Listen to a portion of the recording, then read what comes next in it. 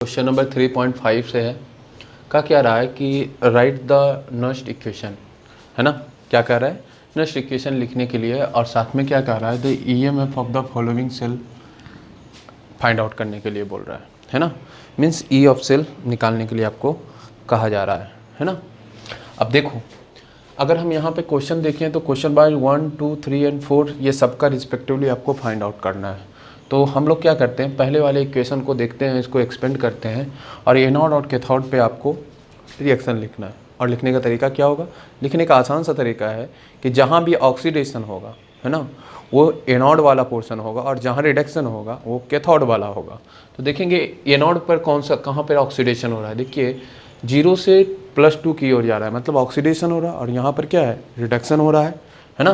तो आपके पास मैं लिखता हूँ, ए आपके पास एनोड वाला पोर्शन है। क्वेश्चन नंबर 1 का सॉल्यूशन आपके पास है, एनोड का सॉल्यूशन है, क्या है, क्या, दैट इज Mg मैग्नीशियम, है ना। मैग्नीशियम से क्या हो रहा है, मैग्नीशियम +2 बना रहा है, और साथ में 2 इलेक्ट्रॉन्स कुछ इस तरह से, है ना। आगे क्या है, दैट इज कॉपर +2 से 2 इलेक्ट्रॉन्स ऐड हुए, है ना। तो क्या बना लिया, दैट इज कॉपर बना लिया, ठीक है। तो इस तरह से आप इक्वेशन को अगर आप लिखोगे और इसको कैंसिल करोगे तो आपके पास इक्वेशन फाइनली क्या आ जाएगा, दैट इज Mg। और आपको मैग्नीशियम किस फॉर्म में है, सॉलिड फॉर्म में है ना। और कॉपर +2 इन एक्वस फॉर्म में है, जिसका कॉन्सेंट्रेशन भी दिया हुआ है, कितना है, दैट इज 0.001 मोल, है ना। और प्रोडक्ट में आप क्या लिखोगे, Mg+2, है ना। और इसका कॉन्सेंट्रेशन आपको कितना दिया हुआ है, सॉरी ये मैग्नीशियम का दिया हुआ है ना। यहाँ पर आपके पास कॉपर का कॉन्सेंट्रेशन कितना है, 0.001 है ना। तो 0.000 है ना। और यहाँ पर आपका कॉन्सेंट्रेशन कितना है, 0.01, ठीक है, मोलरिटी। और क्या है, तो दीजिए कॉपर, और ये किस फॉर्म में, सॉलिड फॉर्म में, ठीक है। अब नस्ट इक्वेशन क्या कहता है, simply E of cell equal to क्या होता है, that is E not of cell minus 0.059 divide by n, है ना। और क्या होता है, दैट इज लॉग प्रोडक्ट बाई क्या, रिएक्टेंट, ठीक है। अब देखिए, अगर प्रेशर रहेगा तो प्रेशर बाई क्या होगा, product of pressure and product of reactant, ठीक है। अब देखो हमारे पास यहाँ क्या चाहिए, पहला आपको अगर ई सेल फाइंड आउट करना है तो ई नॉट सेल चाहिए और एन का वैल्यू चाहिए। तो एन का वैल्यू फाइंड आउट करने का तरीका क्या है, जितने नंबर ऑफ इलेक्ट्रॉन्स कैंसिल होता है वही आपको एन हो जाता है, दैट इज एन इसके लिए कितना हो जाएगा, 2 हो जाएगा, ठीक है। अब क्वेश्चन आया कि ई नॉट सेल, तो ई नॉट सेल आपको कहाँ से मिलेगा, टेबल से, है ना। अगर हम टेबल को देखें तो इसका मैग्नीशियम का Mg+ में जब कन्वर्ट होता है तो इसके लिए जो टेबल में आपको दिख रहा होगा, है ना, पेज नंबर 69, आप टेबल को देखें नीचे से, तो नीचे से अगर आप देखिएगा ना, तो यहाँ पे देखिए 1, 2, 3, 4, 5 में आपको 5th नंबर जो दिख रहा है नीचे से, वो किसका पोटेंशियल, दैट इज मैग्नीशियम का। मगर यहाँ पर ध्यान दीजिएगा, यहाँ रिडक्शन का पोटेंशियल दिया हुआ है ना। मतलब ये वैल्यू जो दिया हुआ है एक्चुअली वो किसका दिया हुआ है, तो मैग्नीशियम ई नॉट ऑफ, है ना, किसका दिया हुआ है, ई नॉट ऑफ मैग्नीशियम +2 से मैग्नीशियम, है ना। और यहाँ पर इसका जो वैल्यू है आपको दिया हुआ वो है -2.36। ये क्या हो रहा है, एक्चुअली रिडक्शन हो रहा है ना, +2 से 0 जा रहा है, मतलब आपके पास जो पोटेंशियल है वो डिक्रीज कर रहा है। पोटेंशियल अगर डिक्रीज कर रहा है तो वो नेगेटिव में है ना। अब हम यहाँ पर क्या हो रहा है, एक्चुअल में ऑक्सीडेशन हो रहा है, 0 से +2 की तरफ जा रहा है ना, 0 से +2 की तरफ जा रहा है, यहाँ +2 से 0 की तरफ जा रहा है, तो यहाँ रिडक्शन है। तो आपको ऑक्सीडेशन का पोटेंशियल लिखना है ना, तो ऑक्सीडेशन का पोटेंशियल लिखने के लिए आपको क्या करना पड़ेगा, मैग्नीशियम एंड क्या करना पड़ेगा, मैग्नीशियम +2, है ना, और क्या लिखना पड़ेगा, +2.36, ठीक है। अच्छा, यहाँ पे जब आइएगा तो यहाँ पर आपको क्या मिल रहा है, कॉपर +2 से कॉपर का फॉर्मेशन हो रहा है ना। तो यहाँ पर आपको पास क्या है, ई नॉट ऑफ किसका, ई नॉट ऑफ कॉपर का लिखेंगे, है ना। तो कॉपर +2 से कॉपर, यहाँ पे आप देख सकते हो फिर से टेबल को देखना पड़ेगा, रेफ़र करना पड़ेगा। और इस टेबल में अगर आप देखिएगा कॉपर का, तो ढूंढिए कॉपर कहाँ है, दैट इज देखिए कॉपर 2+ से कॉपर है ना, तो जस्ट आपके हाइड्रोजन, फिर उसके बाद सिल्वर क्लोराइड के ऊपर में जस्ट आपको कॉपर दिख रहा होगा, है ना। तो कॉपर से कॉपर 2+ से कॉपर का फॉर्मेशन हो रहा है। और यहाँ पर आपको पोटेंशियल दिया हुआ है कितना, 0.34, है ना। किस में दिया हुआ है, पॉजिटिव में। तो हम लिख लेंगे यहाँ पे E0 ऑफ कॉपर +2 से कॉपर बनाया कितना, दैट इज 0.3 ना, कितना है, दैट इज 0.34। तो अब ये इसको अगर आप जोड़िएगा तो कितना आ जाएगा, 2.7, है ना, 2.7 ही आएगा। ठीक है। अब देखो E0 ऑफ सेल पता चल गया है, यहाँ से E0 पता चल गया है, और प्रोडक्ट का कॉन्सेंट्रेशन पता है, रिएक्टेंट का कॉन्सेंट्रेट पता है। तो आप क्या करेंगे, अब देखो E0 ई सेल की वैल्यू बात करें तो E0 का वैल्यू पता हो गया ना। अब ये क्या है, E0 ऑफ सेल हो गया।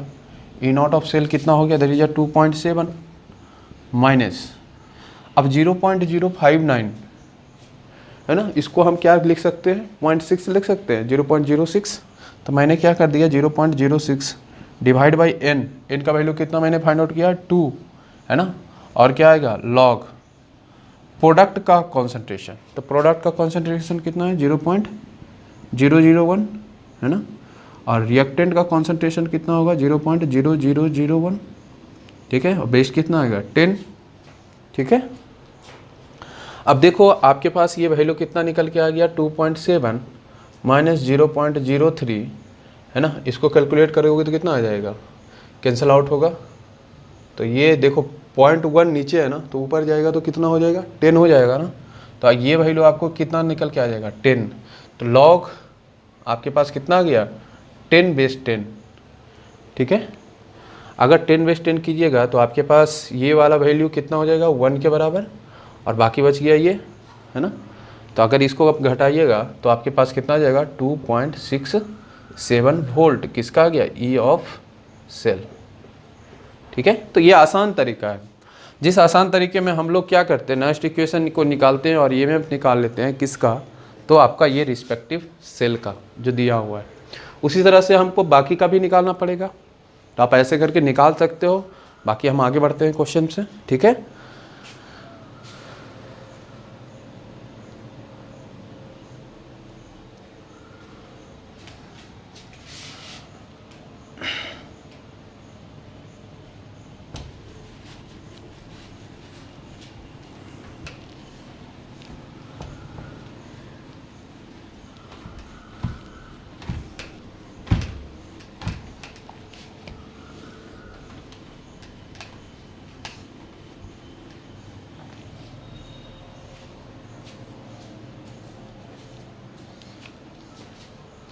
देखिए इस क्वेश्चन में क्या हो रहा है, क्वेश्चन कह रहा है कि आपके पास वही सेम वे में हमको क्या करना है, एनोड लिखना है। एनोड में क्या हो रहा है, ऑक्सीडेशन, है ना।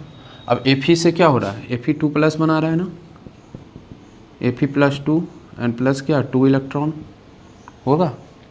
उसके बाद क्या हो रहा है, तो हाइड्रोजन से, हाइड्रोजन प्लस से क्या बना रहा है, H2 का फॉर्मेशन कर रहा है इन गैसियस फॉर्म, है ना। कितने इलेक्ट्रॉन, 2 इलेक्ट्रॉन। अब इसको कैंसिल कर सकते हैं, करेंगे, है ना। तो आपके पास क्या आ गया है, Fe in solid form plus क्या है, H2, है ना, H प्लस, H2 कहाँ से लिख दिए हैं, 2 हो H पे होगा ना, तो 2H, है ना।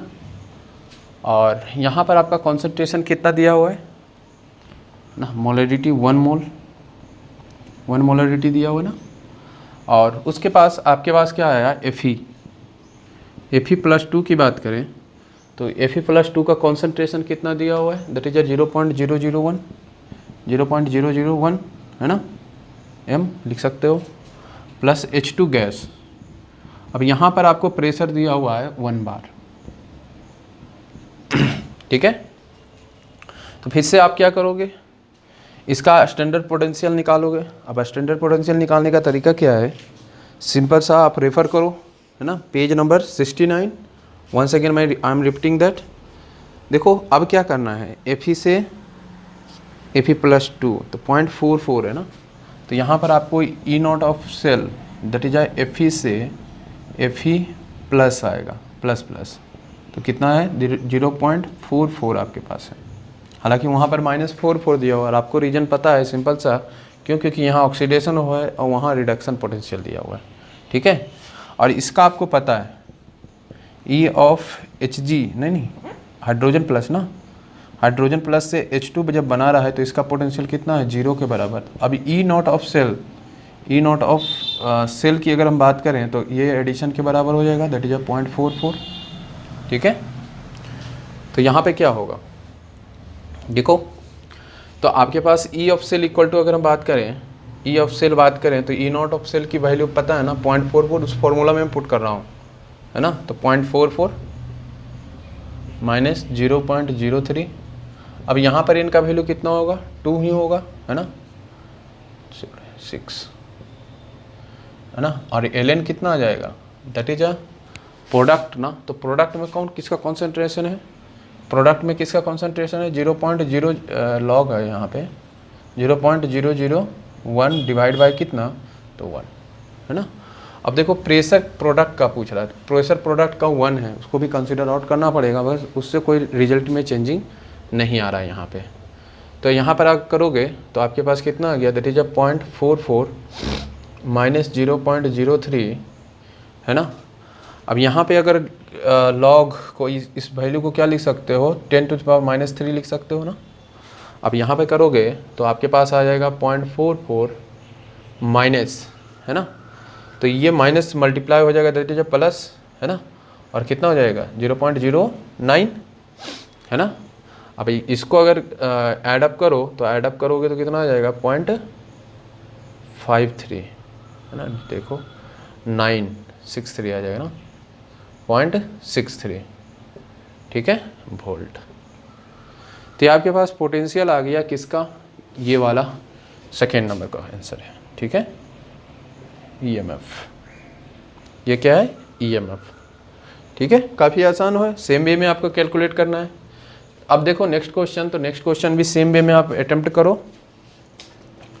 अब अटेम्प्ट करोगे तो हमारे पास तो थोड़ा सा आसान होगा, एसन है ना, तो एसन से क्या हो रहा है, एनोड है, ये कैथोड है ना, ये कैथोड है। तो एसन से क्या हो रहा है, Sn+2 बना रहा है, तो यहाँ Sn+2 बना लिया, है ना। अब यहाँ क्या हो रहा है कि Sn से Sn+2, है ना, और इसका पोटेंशियल आपको कितना देखने को मिलेगा, आप टेबल को फिर से रेफर करना पड़ेगा आपको। तो इसका पोटेंशियल आपको दिख रहा है कितना, दैट इज 0.14, कितना है 0.14, ठीक है। वहाँ रिडक्शन है, यहाँ ऑक्सीडेशन हो रहा है, इसलिए मैंने पॉजिटिव में ले लिया, ठीक है। अब इसका तो 0 ही रहेगा, कॉन्सेंट्रेशन को ध्यान से देख लेना। अब देखो यहाँ पर क्या हो रहा है कि कॉन्सेंट्रेशन यहाँ अलग है, तो थोड़ा सा मेरे को अलग करना पड़ेगा, बाकी एसन तो ये यहाँ पर एसन ही रहेगा ना, Fe की जगह पे एसन, है ना। अब यहाँ पर 0.02 मोल है, 0.02 मोलरिटी आपको है, जबकि इस केस में कितना है 0.05 मोलरिटी आपके पास है, कितना है 0.5, है ना, 0.05 H2 ऑफ गैस। अब देखो यहाँ पे अगर पोटेंशियल ऐड करोगे तो यहाँ पर कितना आ जाएगा, दैट इज 1,4 के बराबर। अब यहाँ पर अगर देखिएगा तो आपके पास ये कितना आ जाएगा ऑल ओवर वैल्यू 1,4, है ना, 0.06, और ये वैल्यू क्या हो जाएगा, चेंज हो जाएगा। अब यहाँ पर चेंज होगा तो कितना निकल के आएगा, देखना, लॉग प्रोडक्ट का कॉन्सेंट्रेशन 0.05 और रिएक्टेंट का कितना है 0.02, है ना। अब देखो हमारे पास ये क्या निकल के आ गया, log 5:2, है ना। अब इसको चेंज करना पड़ेगा थोड़ा सा। अब देखो यहाँ पर आपको क्या करना पड़ेगा कि 0.14 है ना, 14 कर देते हैं, 0.14 माइनस 0.03, और यहाँ होगा log 5 माइनस log 2, है ना। तो यहाँ पर इसका जो वैल्यू रहता है वो है 0.7 और इसका वैल्यू है 0.3, ठीक है। तो करोगे तो कितना आ जाएगा 0.4 के बराबर। अब 0.4 और इंटू 3 कर दो तो कितना आ जाएगा 0.012 आ जाएगा ना, 12, ठीक है। और ये कितना हो जाएगा 0.14। तो इससे अब सब्ट्रैक्शन करिए, अब सब्ट्रैक्शन करोगे तो कितना आ जाएगा 0.140 एंड पॉइंट आपके पास है ये 012 है ना, तो कितना होगा दैट इज 8 और ये वैल्यू हो गया कितना दैट इज 2 है ना, और ये तो 0 है। ठीक है,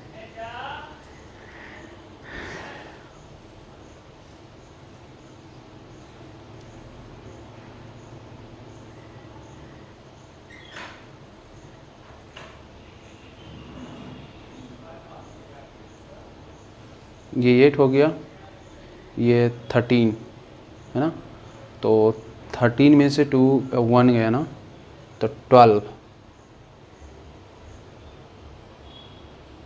ठीक है, तो 12 बचेगा ना, ये 128 हो गया, मतलब 0.128 आ गया, 0.128 वोल्ट। ये आपका आंसर हो गया है ना, आपको दिख रहा है या नहीं? चलो, तो ये वाला वैल्यू नहीं दिख रहा है नीचे ना, तो आप यहाँ से कैलकुलेट कर लीजिए 0.14 माइनस 0.012 इक्वल टू आपके पास कितना निकल के आ जाएगा 0.128 वोल्ट। ये आपका फाइनल आंसर हो गया। ठीक है, प्लेटिनम इलेक्ट्रोड है जिसमें ब्रोमीन है ना, ब्रोमीन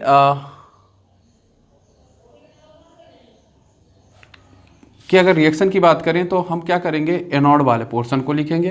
तो एनोड में आपको क्या होता है दैट इज एनोड, आपके पास एनोड की अगर हम बात करें इस इलेक्ट्रोड में क्या होगा दैट इज Br2। आप सिंपल सा रिएक्शन क्या लिखोगे, Br2 से क्या बनाया, Br बनाया ना, Br2 से क्या बनाया दैट इज Br का फॉर्मेशन किया। ठीक है,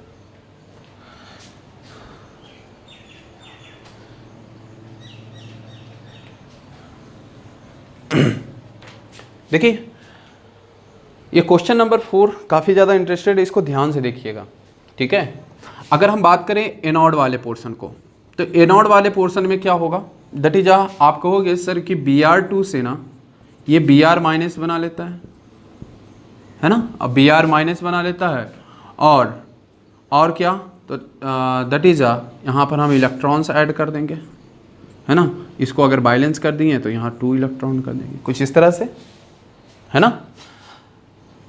दूसरा अगर हम बात करें कैथोड को, अभी आप ध्यान से देखिएगा, आप अगर लिखोगे तो कैसे लिखोगे, तो कैथोड में क्या होगा, हाइड्रोजन प्लस है ना, हाइड्रोजन H प्लस को 2 इलेक्ट्रॉन के बराबर किए, उसके बाद क्या हो रहा है, तो आपके पास H2 बना रहा है that is in gaseous form.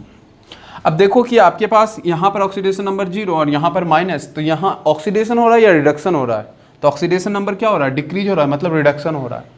But anode का पहचान क्या है, एनोड पे वैसा रिएक्शन होगा जो इसका ऑक्सीडेशन होना चाहिए ना। अब ऑक्सीडेशन होना चाहिए, इसका मतलब हमारा रिएक्शन ये ना हो के क्या होगा 2Br माइनस होगा, ये वाला रिएक्शन होगा, समझ रहे हो।